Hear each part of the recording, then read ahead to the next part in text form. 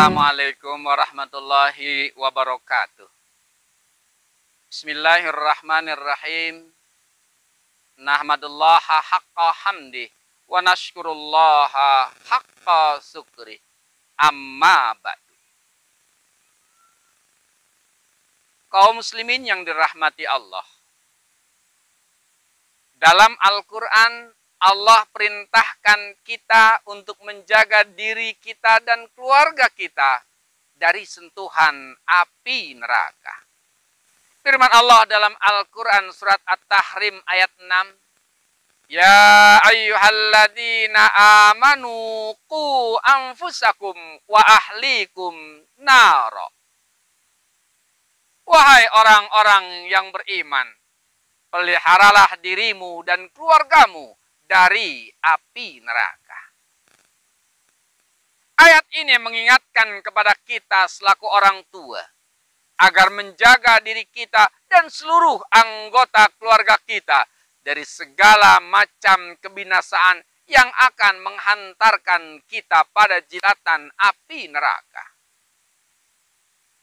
Dalam sebuah hadis yang diriwayatkan oleh Bukhari Muslim, Rasulullah Muhammad sallallahu alaihi wasallam bersabda, kullukum ra'in wa mas'ulun an ra'iyatih, warrajulu ra'in fi ahlihi wa mas'ulun an ra'iyatih. Kamu semua adalah pemimpin dan akan dimintakan pertanggungan jawabannya atas yang dipimpinnya. Orang laki-laki adalah pemimpin bagi kaum keluarganya dan akan dimintakan tanggung jawabnya atas yang dipimpinnya. Allah ingatkan kita dalam Al-Quran surat An-Nisa ayat 9. Wal yahshal ladina law taraku min khalfihim zurriyatan di'afa khafu alaihim falyataqullaha wal yaqulu qawlan sadida. Dan hendaklah takut kepada Allah orang-orang yang sekiranya mereka meninggalkan keturunan yang lemah di belakang mereka, yang mereka khawatir terhadap kesejahteraannya. Oleh sebab itu, hendaklah mereka bertakwa kepada Allah dan hendaklah mereka berbicara dengan tutur kata yang benar.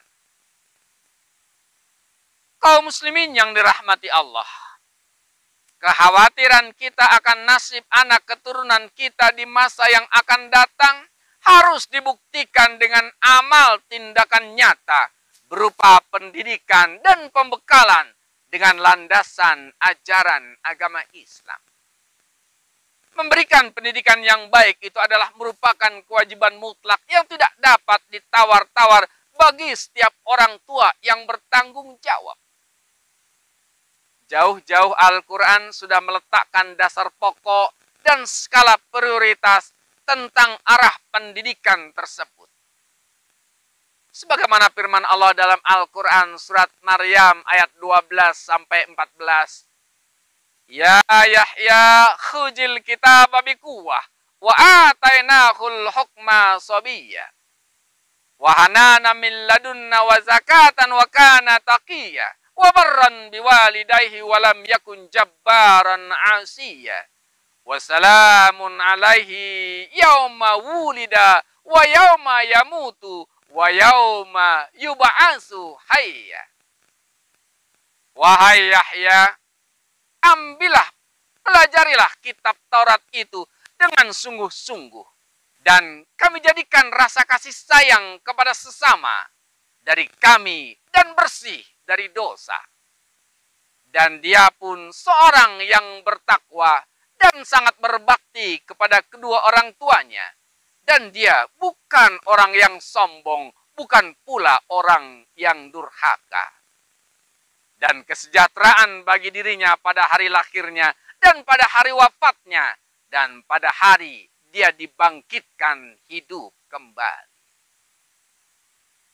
Dari ayat tersebut disimpulkan bahwa pokok pendidikan untuk anak-anak diarahkan pada 4 macam sasaran pokok. Yaitu, pertama, memberikan pegangan hidup. Bagi seorang muslim, pegangan hidup tersebut tidak lain adalah kitabullah Al-Quran. Kenalkan anak sedini mungkin kitab sucinya, baik dengan cara mendengarkan bacaannya, membacanya, menghafalkannya, dan mengamalkannya dalam kehidupan sehari-hari.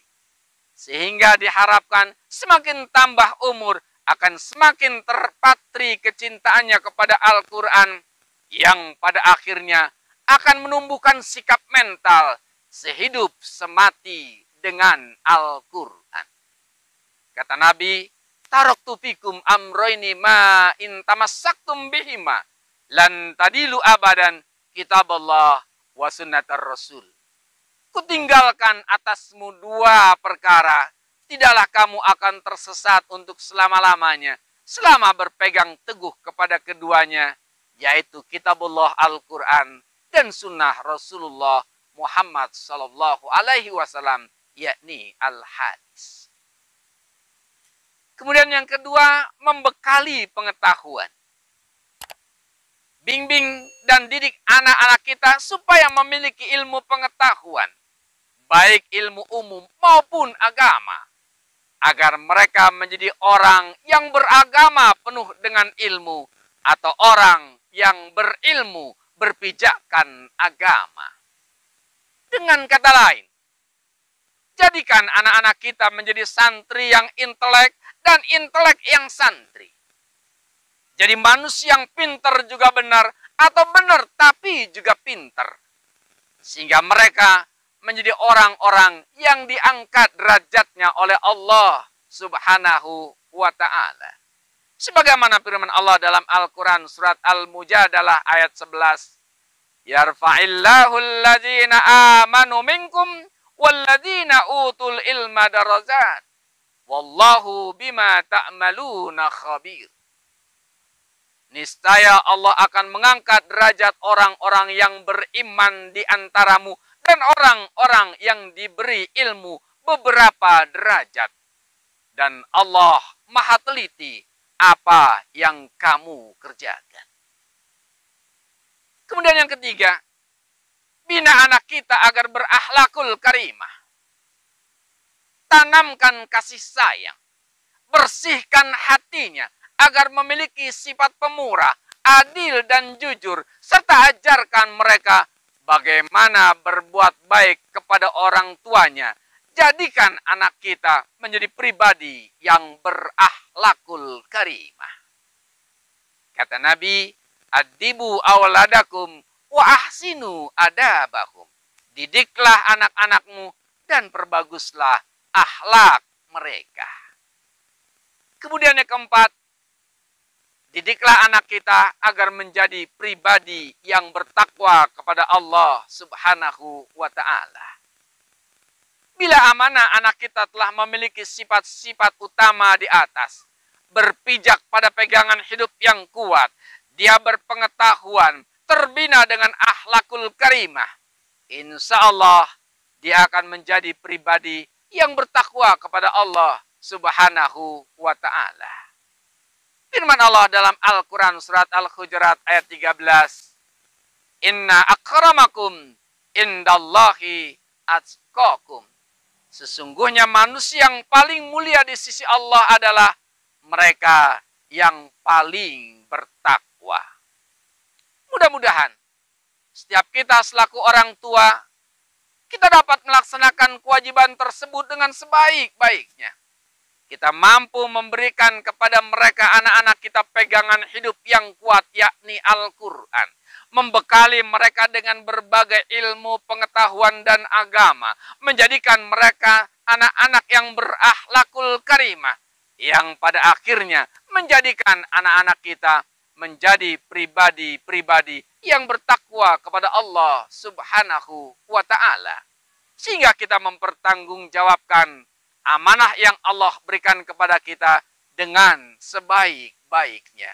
Amin ya rabbal alamin. Wabillahi taufiq wal hidayah. Wassalamualaikum warahmatullahi wabarakatuh.